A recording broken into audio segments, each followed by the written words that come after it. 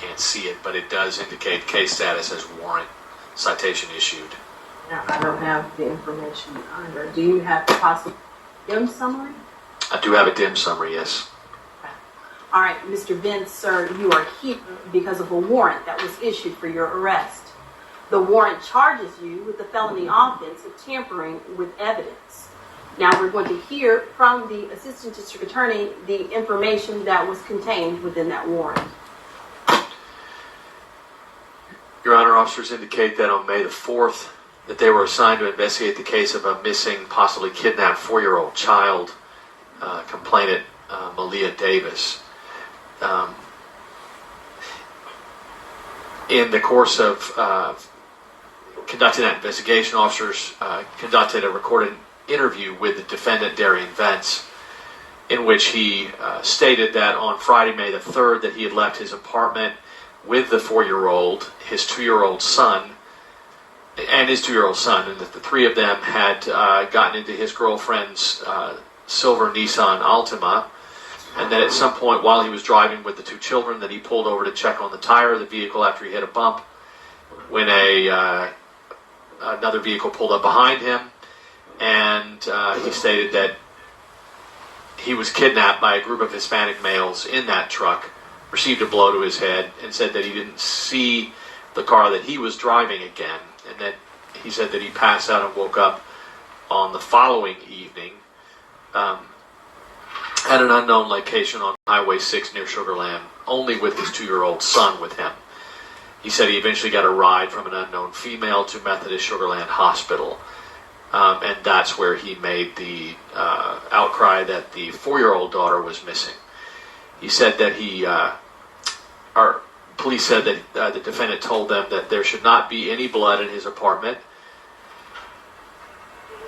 The officer reviewed video surveillance then from the porch of the neighbor's apartment next to the defendant's apartment.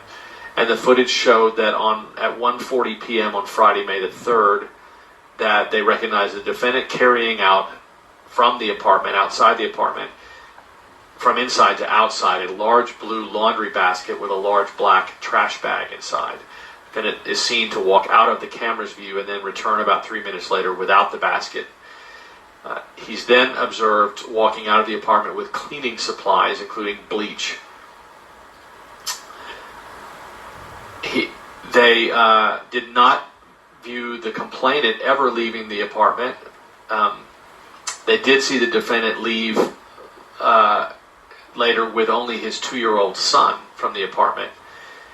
The complainant was not seen leaving the apartment at all. And then on Sunday, May the 5th, they go to the apartment and met with the defendant's girlfriend, Brittany Bowens, and with consent, they entered the apartment and observed drops of blood in the hallway leading to the bathroom of the apartment on various surfaces of the bathroom. Crime scene investigators were called out. There was a chemical reagent that was sprayed that reacted to blood in the hallway and bathroom of the apartment, reacted to the presence of blood that was not visible to the unaided eye. Samples were collected for further testing.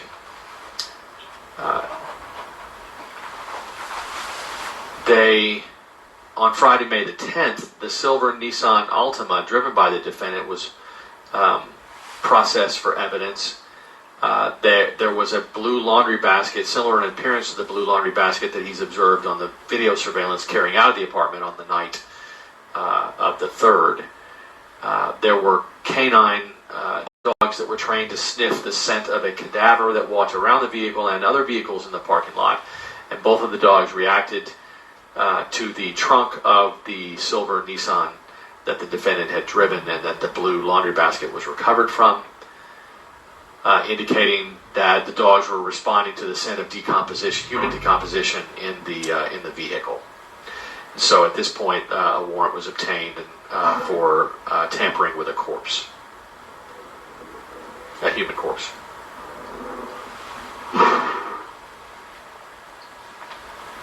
And Mr. Vence, that was the information that was contained in the warrant, and that warrant was already signed for your arrest. It means that the judge who signed the warrant determined that there is probable cause in this case.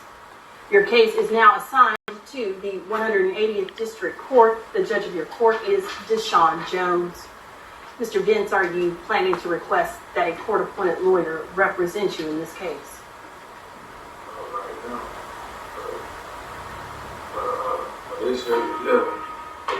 When your case goes to the 180th District Court, do you plan to hire a lawyer, or are you going to request a court-appointed? Hire a lawyer. Would you like for the Public Defender's Office to represent you during this bond hearing? Yeah. Thank you, sir. Mr. Brown?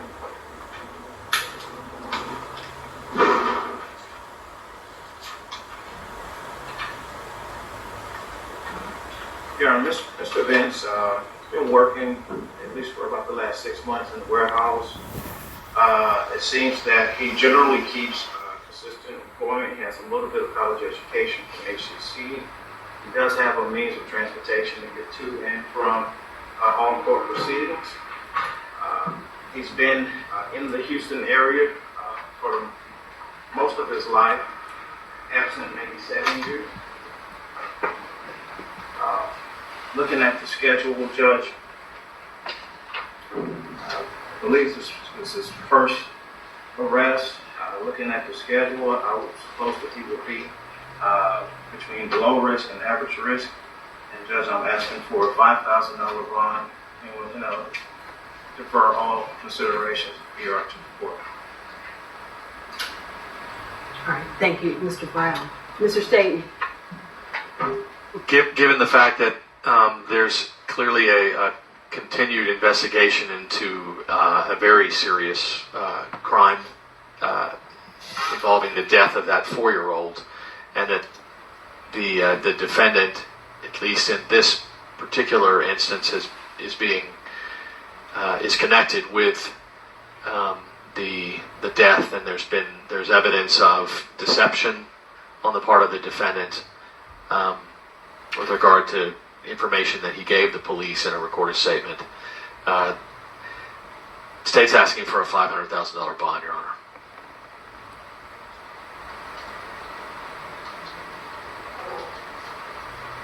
All right. Thank you, Mr. Staten. All right. This court, as I'm sure everyone present in this courtroom is aware of this case, it has received much media attention, a lot of notoriety associated with this case. Partially because the complaint witness, Miss Maleah, is an adorable 4-year-old little girl, and I think she's captured the hearts and the attention of just about everyone in the world. So this court is aware of a lot of the facts that were not contained within the warrant, including the fact that Maleah had suffered a traumatic brain injury while she was in the care of Mr. Vence and Miss Brittany Bowens. The court is also aware that Maleah was returned to the custody of Mr. Vence and Miss Bowens despite that traumatic brain injury that she suffered. This court is aware that at some point in time, HPD was unable to locate Mr. Vence's whereabouts. So in addition to deception, in addition to the changing stories, this court has a significant concern that Mr. Vence would not appear in court because of the ongoing investigation, which is likely to result in an upgrade, a significant upgrade to this second-degree felony. And so the court is setting the bond in this case, Mr. Vence, in the amount of $1 million. Mr. Vence, sir, are you a citizen of the United States? Thank you, sir. You may return to your seat at this time.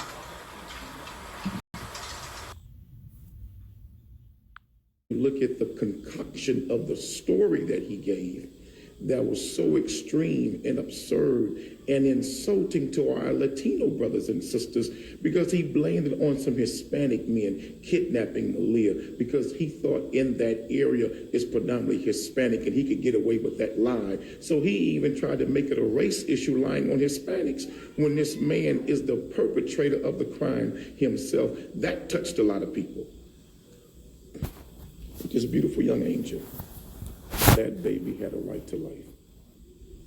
That child never should have been abused like that.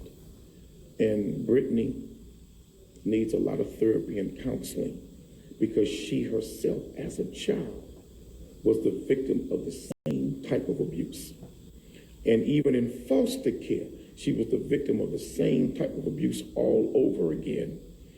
And so now she is now allowed her daughter, when it was her duty as a mother, to be a little more conscious, to be a lot more focused. When you see these dangerous warning signs, get your baby away from that man. That's the mistake that she made as a mother, and she has to live with that. Moving forward, obviously the question we had last week is, where is Maleah? We still have that question 7 days later. Do you expect we'll have an answer to that soon? I expect that we will have an answer to that soon. I do. And I don't want to say why, but there are things that are taking place right now to bring that conclusion to its conclusion point. Did you play any role in getting investigators to Derion Vence's family residence? Did you have any direct involvement with that? I knew exactly where he was, and we shared that information with those who were involved investigating the case. We knew exactly where he was. We knew what time he had gotten there. We knew who brought him there, and we knew the role his brother was playing in helping and protecting him. And once I received the phone call that he was with his brother, and that's where they were going, and it was confirmed that they were there, then the appropriate person made the call for police to pick him up. Has Brittany talked to him since all this went down? No, he would no longer return her phone calls or return her text messages. The day after she came back, I think within 3 to 4 hours, he stopped communicating with her.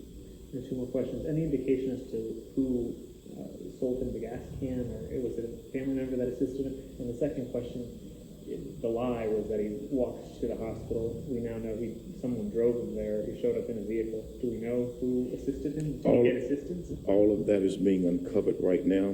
We believe that we're close to identifying the person that took him, but also we believe it was a family member that took him and dropped him off. Anything else that I missed that you think the public should know about this? Many people did not know that he had dismembered this beautiful baby. You said that in the interview. What makes you say that? What information are you hearing that leads you to say that? Well, there was blood splatter evidence in the apartment. There was luminol spray and chemical spray that was all over the apartment after homicide investigators left. When you look at the video footage extensively, you can tell what was going on. And you could tell he made 2 trips to buy big bottles of bleach. This was a man who never cleaned the house up ever. But he's buying big bottles of bleach, getting a big garbage bag. There's blood splatter, etc., around the drainage area of the house. Why would human body tissue be in the drain system? Why would human body tissue be in the pipes under the sink? In the pipes under the bathtub? Why would there be human body tissue found around the creases and cracks of the bathtub? We know exactly what happened. Why would you go buy a gas can? Why go buy bleach? Why clean the whole house down with bleach? But really it wasn't the whole house. He really just cleaned meticulously the kitchen sink and the bathroom. So you want house clean, but you only touch the kitchen sink and scrub everything in the bathroom, everything. Anything? No. Thank you.